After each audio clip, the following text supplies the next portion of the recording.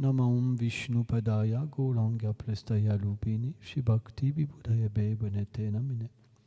Namam Vishnupadaya Krishna Ora Prestaya Bhutale Shrimad Bhakti Pramodaya Puri Goswaminiti Namine. Namam Vishnupadaya Krishna Prestaya Bhutale Shrimate Bhakti Vedanta Swamiti Namine. Namam Vishnupadaya Krishna Prestaya Bhutale Shrimati Bhakti Plagan Keshava Goswamiti Namine. Namam Vishnupadaya Krishna Prestaya Bhutale Shrimate Bhakti Daita Madhava Goswamiti Namine. Namam Vishnupadaya Krishna Prestaya Bhutale Shrimate Bhakti Lashaka Shriladev Goswamiti Namine.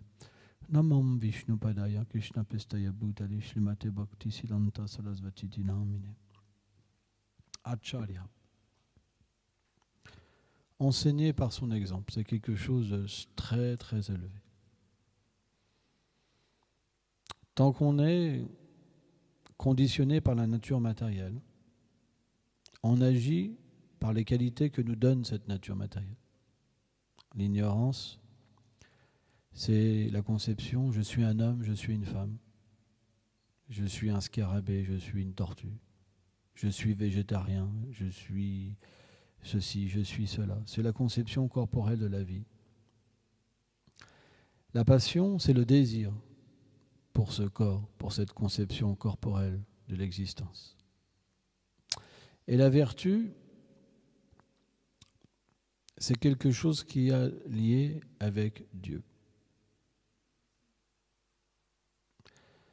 Tant que l'être vivant est conditionné par la nature de la passion et de l'ignorance, on dit que sa nature est asurique. Parce qu'il ne suit pas le Seigneur suprême. Il ne peut pas comprendre dans l'ignorance et la passion qu'il y a un être suprême et qu'on doit être relié à lui, peu importe la conception de la reliance. Mais la vertu, ça veut dire dévique. La nature dévique. La nature des demi-dieux. Et la nature de la vertu, c'est que l'être vivant peut comprendre que Dieu a une existence. C'est le propre de l'être humain. Or, puisqu'on a dit juste avant, tant qu'on est conditionné par la nature matérielle, on agit selon les qualités que la nature matérielle nous donne. Si on a une tendance asurique, passionnée, alors quand on se fait attaquer, c'est quelque chose qui nous fait mal. Parce qu'on cherche le respect. La soura, il cherche le respect. Il veut le bonheur. Il veut la puissance.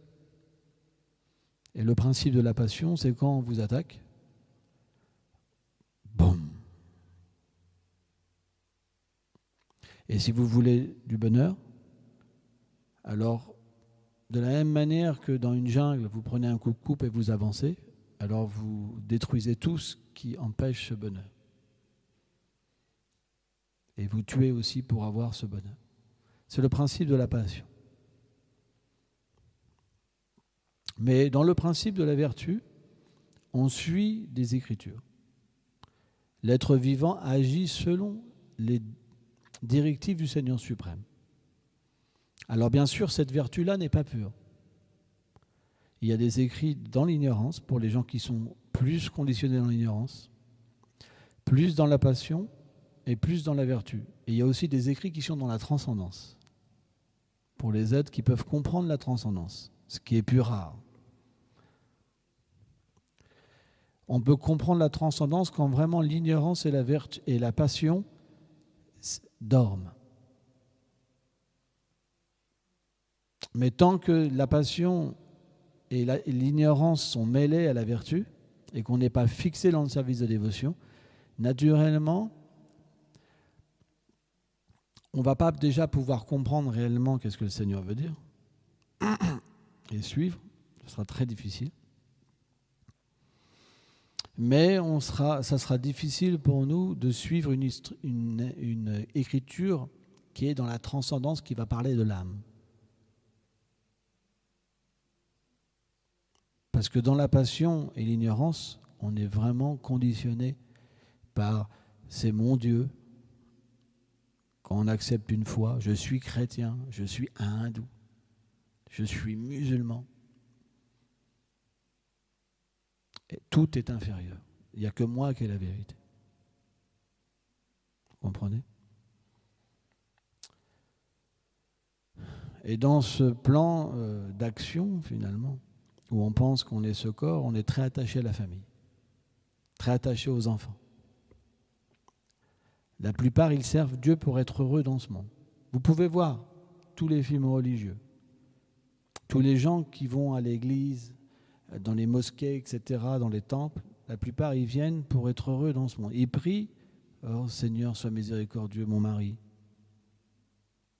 Oh Seigneur, sois miséricordieux, ma fille, elle passe le bac, elle fait des études. » Allez à l'église, prenez un cahier, c'est où ils marquent leur prière. Faites l'expérience. Du début à la fin, c'est que des bénédictions matérielles qui veuillent. Parce qu'il y a la conception corporelle de l'existence. Mais il y a Dieu, mais il est très loin. Extrêmement loin. C'est comme une vache à lait. Ça voudrait qu'on vous rétrère pour avoir des biens, des bénéfices. Mais il n'y a pas de conception qui je suis. Quelle est ma nature véritable? Quel est mon lien avec Dieu? Ça n'existe pas. Vous allez au paradis, vous avez des vierges, par exemple. Les musulmans, ils veulent 20, on leur a promis 20 vierges. Et quand ils ont un rapport avec eux, elles redeviennent vierges. J'ai vu des vidéos. Il leur dit, vous vous rendez compte ce que Allah va vous donner? 20 vierges. Voilà comment il les prêche. Mais personne ne comprend la relation éternelle avec Dieu. C'est le principe c'est le même Seigneur. Mais le Seigneur s'adresse aux êtres vivants selon leurs désirs. Vous comprenez? Il y a tamam papanante, le Seigneur est réciproque. De la même manière, chez nous, bien que le Seigneur parle de l'âme, bien qu'il y ait la conception même de la Swarup, de l'identité éternelle de l'être vivant, le Seigneur révèle ses divertissements. Qu'est-ce que font les gens qui sont dans cette voie? Ils prient pour le corps. Ils se querellent pour le corps. Ils se prennent que la tête pour le corps.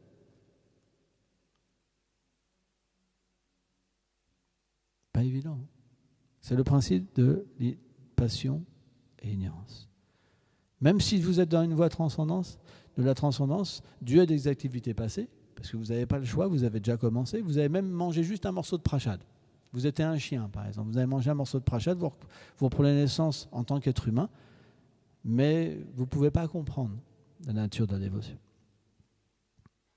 Pour ça, Krishna, il dit, ça prend du temps. Une fois, Shiva, il était complètement en extase. Il méditait sur Krishna. Profondément, il pleurait. Et Brahma est arrivé. Quand Brahma il a vu Shiva dans cette extase, il est très content. Et quand Shiva a vu Brahma, il a fait Dandavat de tout son long. Parce que Rudra, dans le monde matériel, il se manifeste de la colère de Brahma. Quand Brahma il a ordonné aux 4 Kumaras de procréer et qu'ils ont rejeté son ordre pour rester brahmachari, alors Brahma il a eu une colère qui est sortie, Rudra est sorti entre ses sourcils. Donc ça, c'est une forme partielle de Shiva. Mais Shiva considère quand même que Brahma, c'est son père. Et quand il a vu son père, il a fait Dandavat. Il a offert ses hommages. Et Brahma, il l'a félicité. Parce que c'est très rare de voir une telle personne absorbée dans la transcendance. Mais il lui a dit, il y a quelque chose que je dois t'enseigner que tu ne connais même pas. Pourtant, Krishna, c'est expliqué, Brahma, il a expliqué à Shiva que Krishna n'est même pas révélé dans les Védas. C'est trop confidentiel. Les Védas eux-mêmes n'ont pas conscience de la position de Shiva. Ils ont prié le Seigneur Narayan. Une fois, ils ont été voir le Seigneur Narayan, les Védas personnifiés. Et ils avaient entendu parler de Krishna. Et quand Mahavishnu il a commencé à glorifier sa forme originelle en tant que Krishna, il est tombé en transe. Il n'a même pas pu continuer. Quand le Seigneur lui-même se rappelle de sa forme, parce que c'est le même Seigneur, mais qui se manifeste différemment. Mais quand le Seigneur lui-même se rappelle de sa propre forme originelle en tant que Krishna, qui est au-delà de toutes les conceptions védiques, de toutes les religions et tout, alors il est tombé complètement en extase. Parce que c'est un sujet qui est révélé dans l'âge de Kali par la miséricorde de Mahaprabhu. Mais même dans les autres âges, personne n'a accès. Il a dit, il y a un sujet que je dois t'apprendre, Shiva, c'est le Radha Tattva. Même Shiva, il n'a pas accès au Radha Tattva.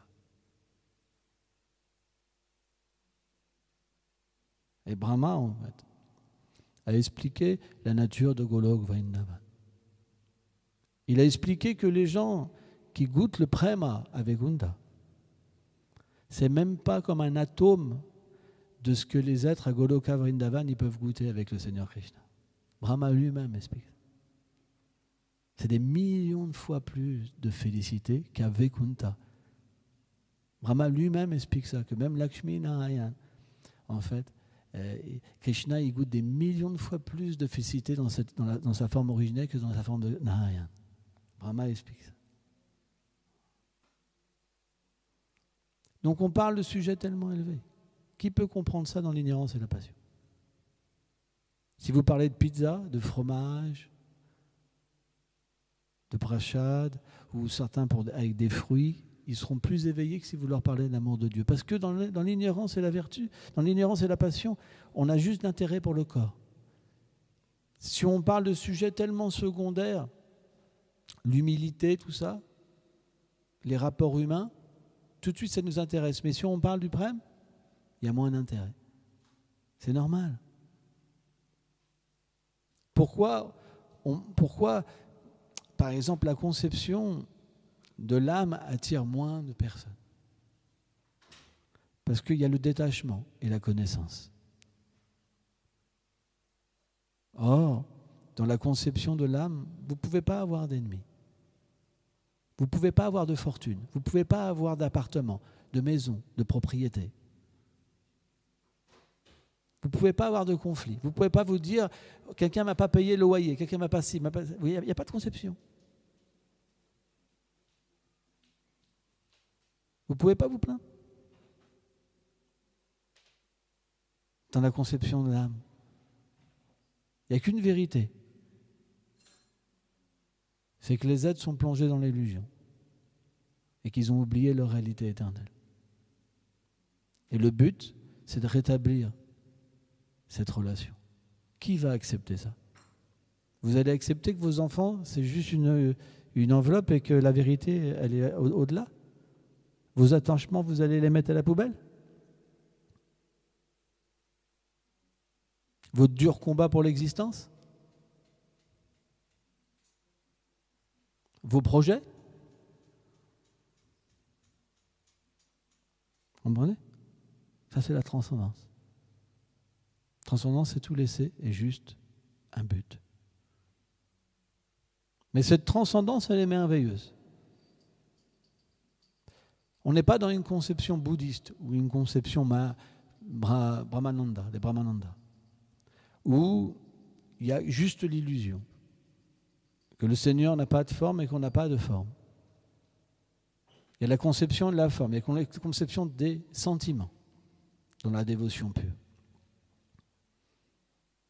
Donc ça veut dire quoi? Ça veut dire qu'on peut satisfaire le Seigneur suprême même à travers la matière. Il y a le principe de l'action. C'est pour ça que Krishna agit. Pourquoi il agit? Pour nous faire voir qu'on doit agir. Et en agissant, on peut atteindre la perfection. Quelle est cette perfection? C'est de le satisfaire. Parce que c'est notre fonction. Quand le Seigneur est satisfait, qu'est-ce qui nous arrive? Est-ce qu'on a un beau frigo? Est-ce que nos relations dans ce monde s'améliorent? Notre enfant va nous faire un bisou? Notre mari va nous dire « je t'aime » ? Je regrette tout ce que j'ai fait. Non? Comment Krishna va nous récompenser? Détachement, connaissance. il va nous révéler notre lien éternel et on va pouvoir se détacher de la matière.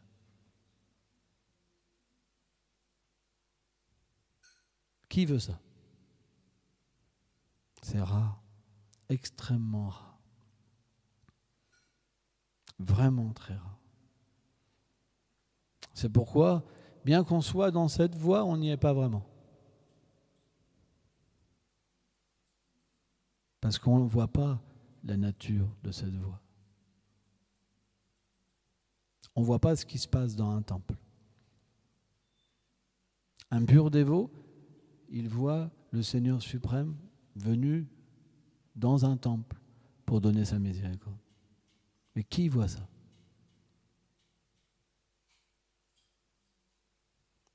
Il y a même des gens que ça ennuie de servir la déité. On est tellement loin. Il y a même des êtres sur terre qui pensent que la déité, c'est une idole. Pourtant, c'est la forme du Seigneur suprême dans sa plus grande miséricorde parce qu'il vient et on peut la toucher, on peut la servir alors qu'on est complètement inqualifié et impur. C'est pour ça que quand même, le Padma Purana, il dit que celui qui dit que la morte est une idole, il va souffrir dans sa prochaine existence. Parce que c'est tellement un concept élevé. Le Seigneur accepte, vient dans ce monde pour qu'on puisse le voir et le servir. Mais pourtant, bien qu'il fasse tout cet effort pour nous aider, qui vient le voir? Qui le sert? Qui donne même 1 euro?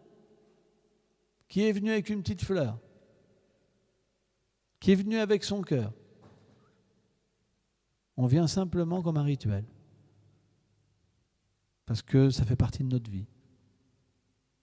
Comme un insecte qui fait son petit tour, mais qui ne comprend pas qu'est-ce qu'il fait. C'est pour ça que Chaitanya Mahaprabhu, lui-même, il nous a donné cet exemple en disant que je suis tel comme un insecte. Parce que je ne comprends pas ma nature éternelle. Une fois, j'ai vu une vidéo, c'est vraiment impressionnant. Et on commence à voir des insectes qui sont queue à queue, comme ça. Puis on se dit, ils doivent se diriger quelque part. Et puis, le plan s'éloigne. Et tu vois de plus en plus d'insectes qui sont queue leu. Et tu te dis, ils vont dans une région, ils vont, émigrer, tu vois. Émigrer. Et puis à un moment, tu vois qu'ils tournent en rond, en fait. C'est un rond, ils tournent. C'est balèze, quand même. En fait, c'est un rond, il tourne. Toute la journée, toute la nuit, il tourne. Mais en fait, on fait la même chose. Toute la journée, on refait les mêmes erreurs. On se met en colère contre ceux qu'on pense que c'est nos proches parce qu'ils ne nous donnent pas de respect. On n'accepte plus un père, on n'accepte plus une mère parce qu'ils ne nous donnent pas ce qu'on attend. Etc., etc., etc., etc. Notre vie est au niveau des insectes. Pas de l'âme. Parce que quelqu'un qui est au niveau de l'âme, il ne peut pas agir comme ça. Le principe de l'âme, c'est la foi. Qu'est-ce que c'est la foi? C'est la lumière. Qu'est-ce que c'est la lumière? C'est voir le chemin. Comprendre cette aide que le Seigneur nous donne. Prendre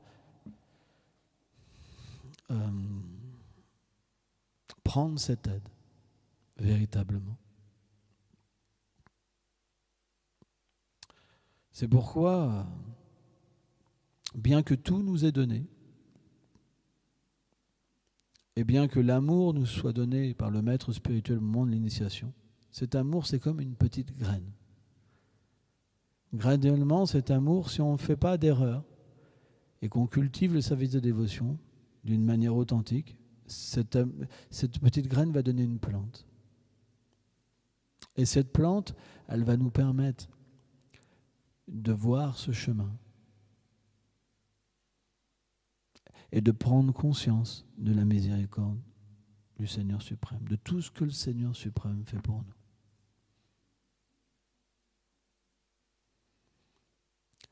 Une fois qu'on peut commencer à voir, alors on devient endetté. On devient un serviteur. C'est pas compliqué. Avant, on se battait. Quand on nous manquait de respect, on se battait. Quand il y a des choses qui ne nous plaisaient pas, on ne venait plus. On vivait que pour nous. Aujourd'hui, je fais mon marché. Bah, je vais aller là, puis après je ferai ça, puis après je ferai ça, puis là, je ne sais pas ce que je vais faire. On est avec le shopping. Ouais, karma. Mais quand cette conception vient de... On peut voir qu'est-ce que Krishna fait pour nous, toute l'aide qu'il nous donne. Et surtout qu'on goûte un goût, quoi. On peut vraiment réaliser que c'est vrai, quoi. C'est pas de la blague. C'est pas juste une foi sentimentale. Ça veut dire que nos sentiments sont même plus forts que notre foi, que les Écritures, parce que on va plutôt croire à ce qu'on vit à l'intérieur. Là, c'est différent. Ce qu'on vit et les Écritures, ça devient un. On voit par rapport aux Écritures. L'Écriture, elle se met tellement en nous qu'on pense, ça devient un avec la Gita, avec le Bhagavatam. C'est un truc de dingue. Nishta, on appelle ça. Et automatiquement, naturellement, puisqu'on voit la miséricorde partout, on ne peut pas faire autre chose que d'être un serviteur, puisque tout est supérieur. À partir de là, on fait la volonté du Seigneur suprême. Mais pas avant. C'est la plateforme de la vertu. La vraie vertu. Quand la passion et l'ignorance dorment. On appelle ça nishta.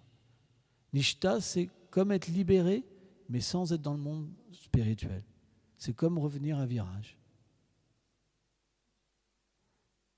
On peut faire ce choix de nouveau. Et se diriger vers le Seigneur suprême. Sans être sur cette plateforme-là, on fait du shopping. C'est normal. Ça ne peut pas faire autrement, puisqu'on est dominé par nos sentiments et dominé par les qualités que nous donne la nature matérielle. On ne peut pas faire autrement. On est conditionné par l'ignorance et la passion, qui fait qu'on ne peut pas faire autrement. La seule possibilité qu'on ait pour progresser, Bhaktivinoda Thakur explique, c'est la bonne association.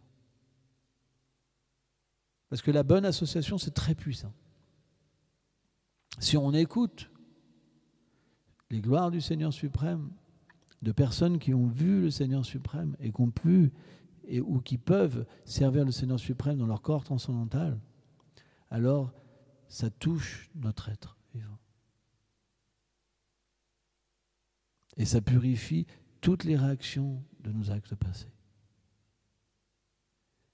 On obtient le désir de servir Krishna. Et par ce désir-là, naturellement, même si la passion, l'ignorance au début nous attaque, quand on est au stade anartha nivriti, ça veut dire du stade de la purification des choses indésirables dans le cœur, qui sont les offenses au Vaishnav, les offenses au Saint-Nom, les offenses aux déités, par exemple, les réactions de nos actes pieux, les réactions de nos actes impies, les faiblesses de cœur et les mauvaises conceptions liées à l'identification au cœur. Ces 4 anarthas. Mais même si ces anarthas se manifestent, parce que la parole des purs dévots est très puissante, elle nous permet de ne pas succomber aux attaques des ennemis, des 6 ennemis. Et par cette foi, alors, graduellement, alors, on va pouvoir servir les purs dévots et purifier ces anarthas. Une fois qu'ils sont purifiés à un certain niveau, alors on peut atteindre le stade de Nishta. Il reste encore des anarthas, mais pas des gros anarthas qui peuvent nous faire en sorte qu'on perde la foi, ou il y a des doutes. Les anarthas, ils vont être des choses beaucoup plus subtiles, comme l'attachement à la position. Mais on va pouvoir le voir au stade de Nishta. C'est-à-dire qu'on perçoit les choses quand même. C'est pour ça que le stade juste après de Ruchi, le goût, c'est ce point, c'est un Mahaprabhu, où l'être vivant, il veut simplement juste être un serviteur. Il n'a même plus de goût pour la vie sexuelle, pour avoir des enfants, pour avoir une position.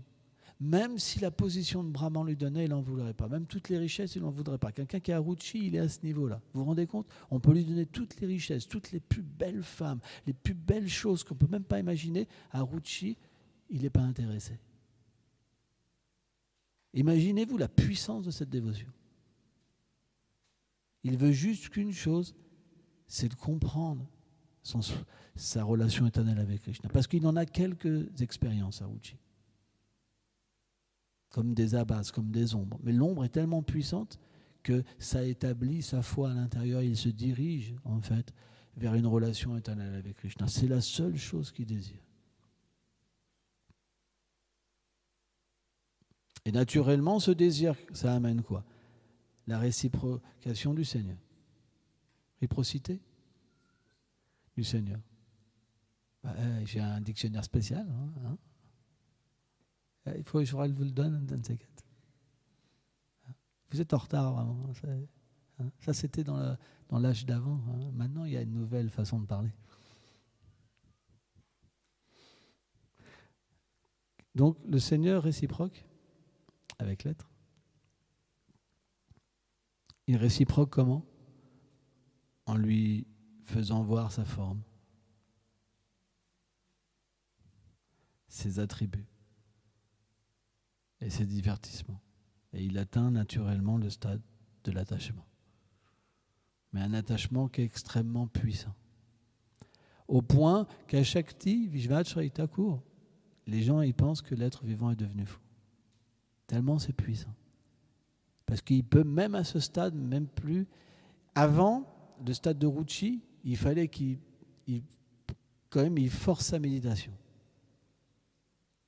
À Shakti, Krishna vient directement.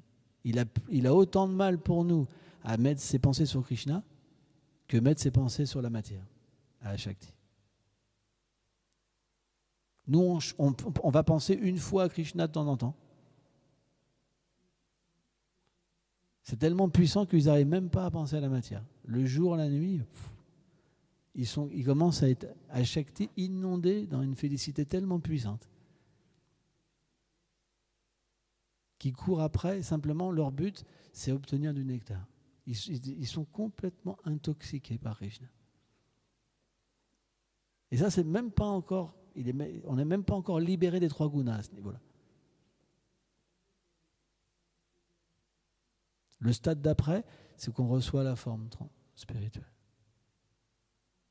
Et on commence à introduire Bhav Bhakti.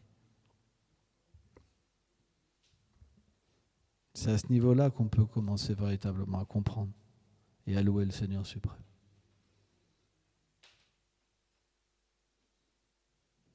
C'est pourquoi on est obligé de parler de ça. Parce que ce qu'on vit, c'est tellement misérable, tellement petit comme un insecte. Si notre but il n'est pas plus élevé, comment Krishna va réciproquer avec nous ? Le Seigneur suprême, il est la liberté personnifiée. Il est réciproque avec le désir des êtres. C'est pourquoi c'est difficile, quelque part, de croire. Parce qu'il faut que ça vienne de nous. Par exemple, on parlait, et Munad Jivan me disait qu'il a rencontré des personnes qui sont intriguées par le fait qu'on puisse changer. Passer d'une vie qui est très mauvaise à une vie où on œuvre pour l'amour. Et ils essayent de comprendre intellectuellement comment c'est possible. Mais ce n'est pas possible. Celui qui est influencé par l'ignorance et la passion, il ne peut pas comprendre. Même celui qui est influencé même par la vertu, il peut comprendre un tout petit peu. Mais c'est quand on peut voir le Seigneur face à face qu'on peut comprendre comment ce Seigneur-là, il est tellement miséricordieux. Comment il fait les plans, comment il vient nous chercher, comment depuis des vies, il fait tout pour qu'on puisse revenir à lui. Et nous, on rejette tout le temps. Mais il n'est jamais fatigué. Parce que c'est sa nature, patita pavan, de nous sauver. Ce monde matériel existe pour qu'il puisse nous sauver. Et il nous sauvera. C'est juste question de temps, même si on n'en a pas envie. Parce que si on regarde à l'intérieur de nous-mêmes,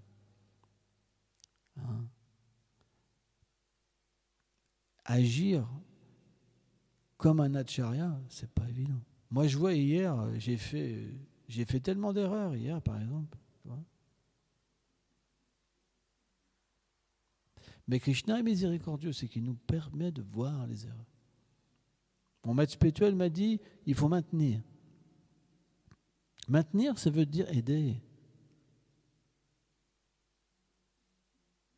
Or, parfois, on n'est plus dans une ambiance de serviteur, mais de maître. L'illusion peut venir nous chercher, même un petit peu. Mais on doit être très vigilant. On ne doit jamais penser qu'on est supérieur à quelqu'un. On ne doit jamais se moquer de quelqu'un. On ne doit jamais manquer de respect à quelqu'un. On ne doit jamais vouloir le mal de quelqu'un. Il n'y a qu'un maître qui peut faire ça. Maintenir, ça veut dire je dois devenir le serviteur du serviteur. Mon maître spirituel m'a demandé de maintenir. C'est mon service. Or, si je prends la position d'un maître, les problèmes vont arriver. Quel va être le problème? Je vais me déconnecter de lui. Si je me déconnecte de la Guru Parampara, alors je perds la possibilité d'entrer à Vrindavan. C'est gros en fait. C'est énorme. Dès qu'on perd cette attitude et qu'on fait ce qu'on veut, c'est fini. Le lien, il ne peut pas être effectif. Mais dès qu'on accepte l'instruction du gourou et qu'on la met dans notre vie, au cœur de notre vie, alors tout est possible. C'est pour ça que les instructions d'un maître spirituel, elles sont toujours adaptées aux gens, aux êtres vivants. Et c'est ça qui est beau. Parce que c'est absolu.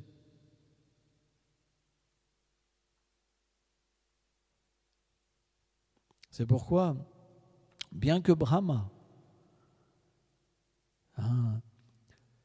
il a expliqué à Shiva que même les Védas personnifiés, ils ne pouvaient pas atteindre Vrindavan. Ils ont approché le Seigneur pour être des gopis. Vous savez ce que le Seigneur a dit aux Védas? Les Védas, c'est des instructions. Et les Védas sont venus, d'autres livres sont venus aussi, personnifiés. Et le Seigneur leur a dit, mais c'est tellement rare, mais je vais faire une exception.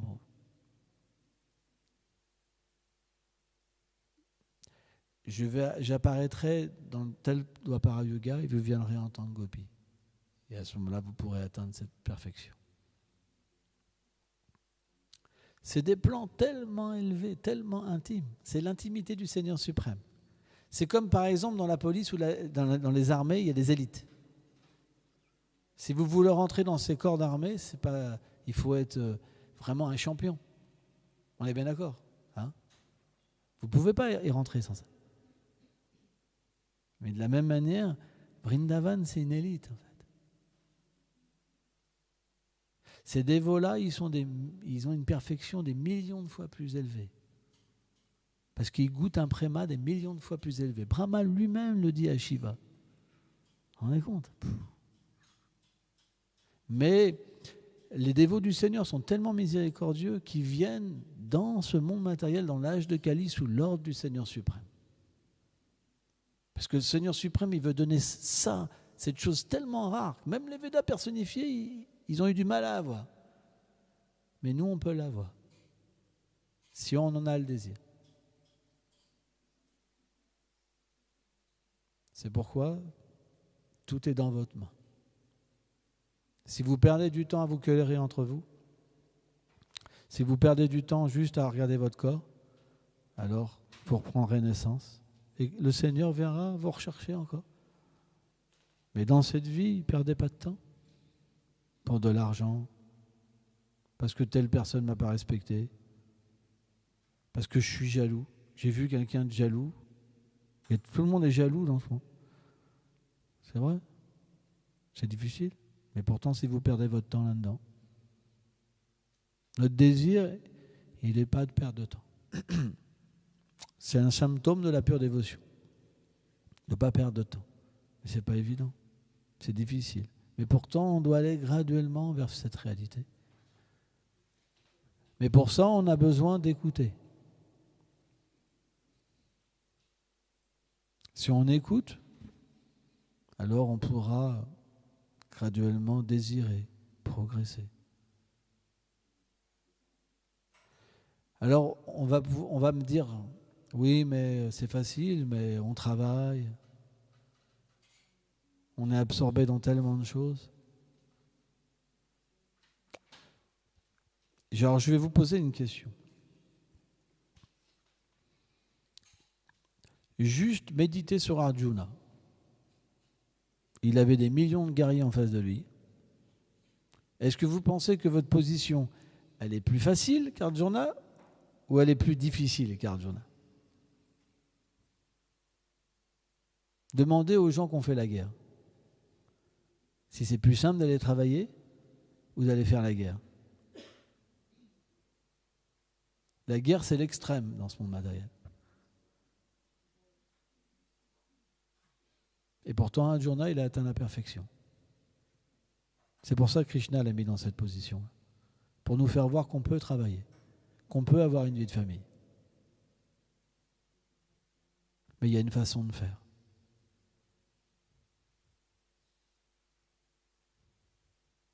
Il faut le faire pour Krishna.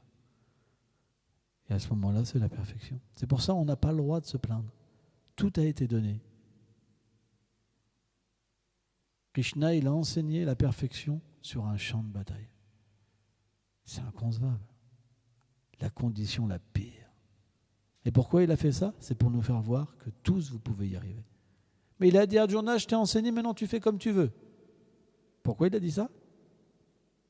Indirectement, il nous parle à nous. Tu peux le faire, mais tu ne le feras pas. Mais peut-être un.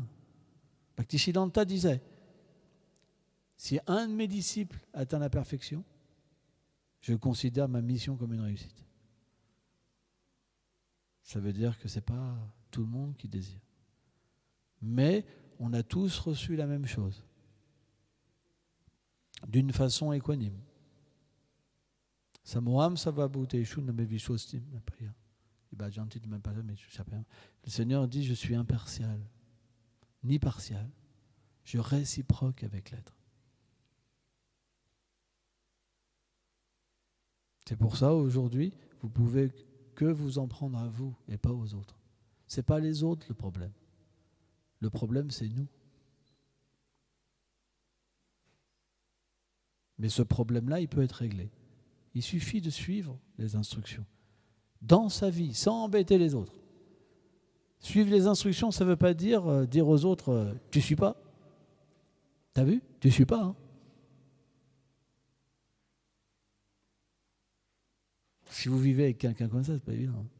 Dès que vous vous réveillez, t'as vu comment tu t'es réveillé? Faut que tu t'abandonnes. Et la prière? Ah oui, pardon.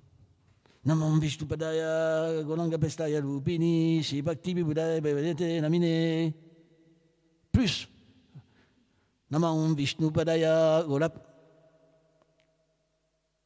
Et le lit maintenant, et hop, va te laver les dents, et la douche.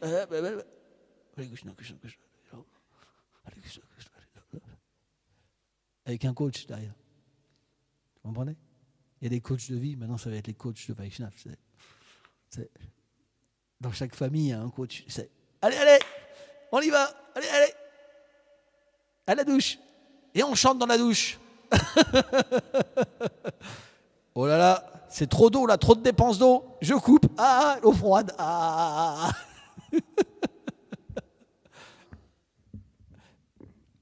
Je rigole, hein, mais il y a quelques années, on a vu des Vaishnavas qui vivaient comme ça.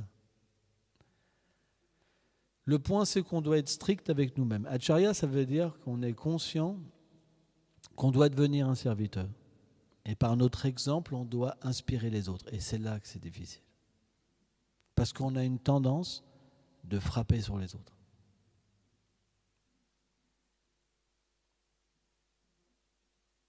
Mais si on a un serviteur, on prendra les coups des autres, comme la miséricorde du Seigneur. Et on enseignera la bonne attitude dans notre foyer, au travail, pour tous les êtres vivants. Parce que comme on voudra être un bon serviteur, alors dans chacune de nos actions, on se rappellera de ce lien avec le Seigneur suprême, de ce lien avec le Maître spirituel. Et naturellement, graduellement, cette perfection, elle vient en nous. Or, Chaitanya Prabhu, il a dit Trinada Pisuneshena, alors la Pisaishnuna, Amanena Maina Keltana Sadari, quand l'humilité vient dans le cœur, quand la tolérance vient, quand le fait de ne pas vouloir de respect et le fait de donner du respect se manifeste, on peut être toujours avec lui.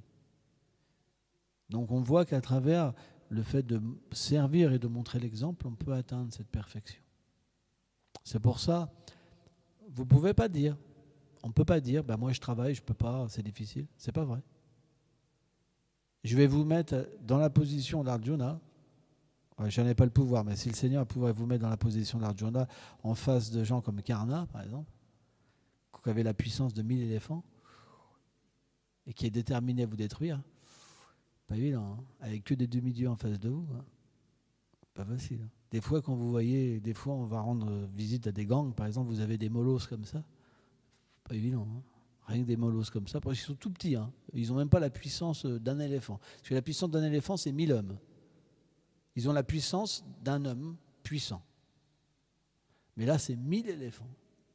Quand on devait rencontrer quelqu'un comme ça, oh là là là. Et en plus, c'est des gens qui ont vraiment des qualités énormes, les kshatriyas à cette époque-là. Ça devait être renversant, des gens comme ça.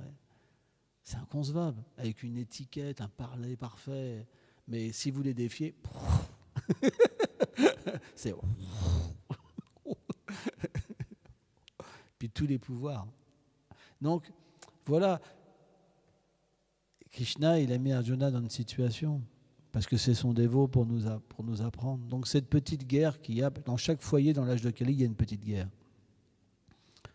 Entre les enfants qui ne respectent pas leurs parents, parce que les parents, ils veulent du respect, parce que ceci, parce que cela.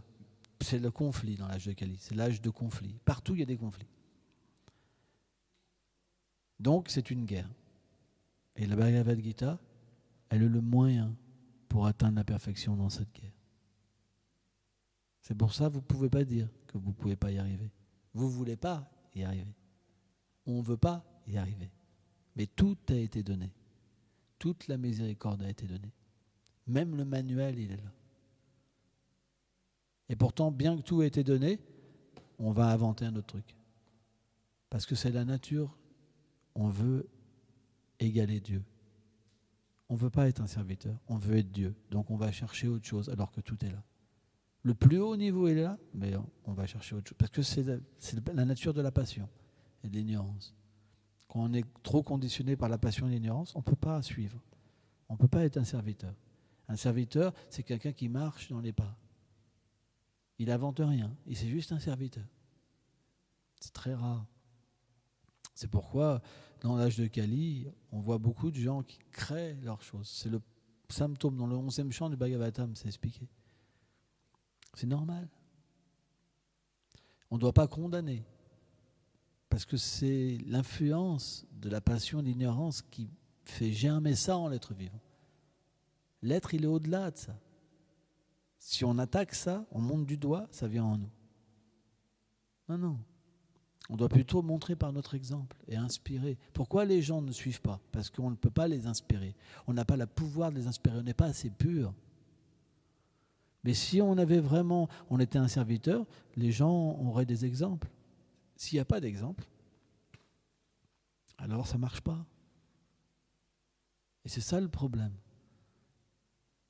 C'est que si on n'est pas un exemple, on ne peut pas inspirer les autres. On ne peut pas en vouloir aux autres de ne pas suivre. Ça ne va pas. Si on pense, ça ne va pas. Vous comprenez? C'est pas une bonne chose. Dandavat.